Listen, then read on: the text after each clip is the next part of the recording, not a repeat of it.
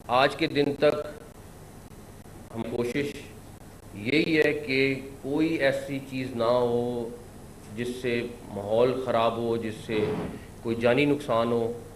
और जब पुलिस वहाँ पे थी, वो आगे जाना चाह रही थी, लेकिन उनको पता था सामने वेपन्स वाले भी खड़े हुए हैं, उनको सामने सारी इन्फॉर्मेशन थी, उनके पास ड्रोन की फुटेज भी थी, सब कुछ मौजूद था। दोनों टाइमों में मैंने उनको कहा नहीं, आप लोग वापस आ जाएं। मैंने उस चीज़ की जिम्मेदारी ली। उसकी वजह ये है कि मैं किसी सूरत नहीं चाहता था कि कोई खून खराबा हो।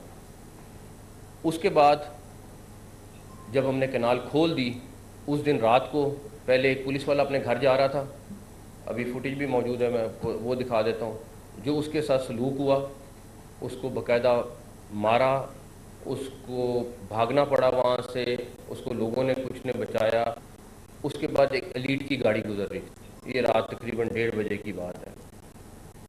वो अपनी ड्यूटी ऑफ करके जा रहे थे, उनको रोका, उनको रोक के उनके वेपन छीने के दो, आई थिंक दो लोगों के वेपन्स ले लिए उन्होंने। और उसके बाद उस गाड़ी को तोड़ा पहले, और तकरीबन 3 साढ़े 3 बजे उस गाड़ी को कैनाल में फेंक दिया।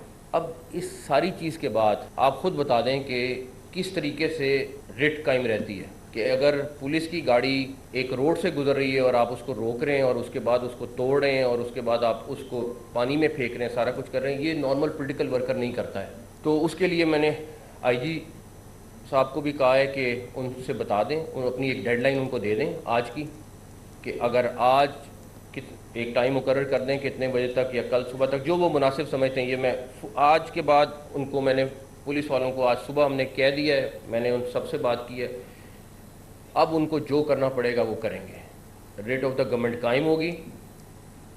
अगर कोई चैलेंज करेगा, कोई अगर पुलिस वालों की तरफ हाथ बढ़ाएगा, वो हाथ तोड़ेंगे।